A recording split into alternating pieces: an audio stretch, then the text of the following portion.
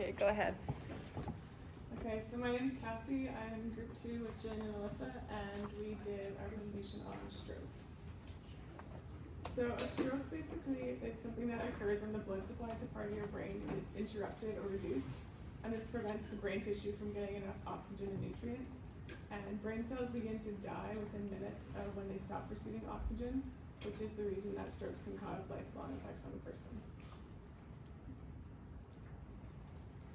You can use the acronym BFAST to help you remember some of the symptoms commonly associated with a stroke. And these symptoms include bad balance, which can be a result of headaches or dizziness, problems with your eyes, such as sudden blurred or loss of vision in one or both eyes. Drooping face is another symptom, and this can happen. It can happen on the bottom of your face, or it's most commonly just on one side. Weakness or paralysis of the arms is another symptom, and you can test this by trying to raise your arm above your head, or if you think somebody's having a stroke, you can ask them to do this.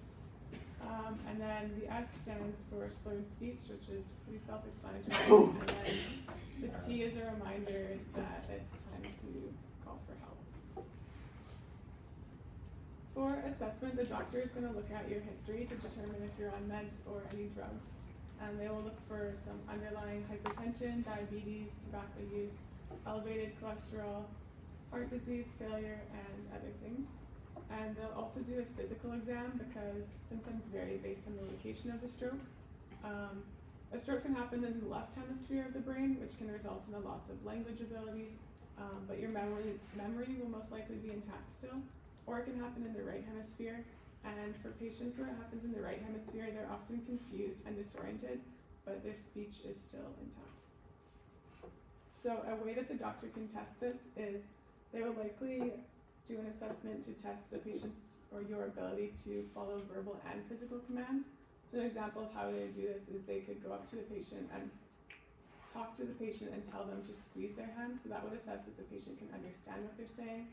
And then if they squeeze a hand, that can assess if they can actually do a physical command.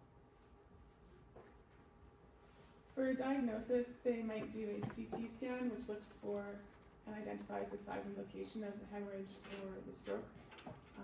They can also do a carotid artery ultrasound, which is the picture that I have on the screen. And this is used in patients with acute ischemic strokes when the carotid artery stenosis or occlusion is suspected. They can also use transcranial Doppler ultrasounds to evaluate the middle cerebral, and they can also take an echocardiogram, which is used for patients with acute ischemic strokes.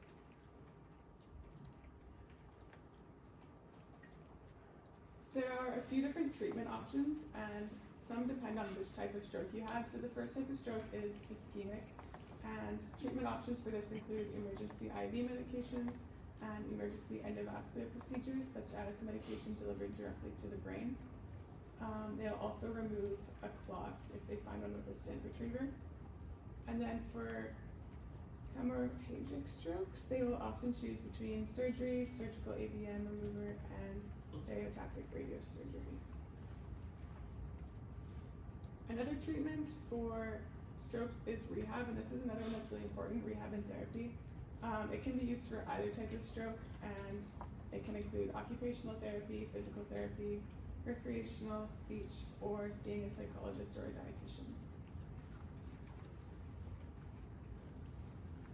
And for prognosis, the prognosis of a stroke is not very good, but some people are able to fully recover their independence, and this just depends on the type of stroke, how bad it was, the location of it, and the therapy that they receive after. That being said, about 25% of people who suffer a stroke are left living with minor disabilities, and 40% have more severe disabilities. But your medical team will work with you to do all that they can in order to make sure that you recover as much independence as possible. And then for follow-up, depression is something to keep in mind and be aware of because it's a common side effect, or it can commonly come after having a stroke, because it's often frustrating for people trying to communicate their needs or when their body and mind aren't cooperating with what they're trying to do. And then it's also important to keep up with therapy and prepare for your follow-up appointments.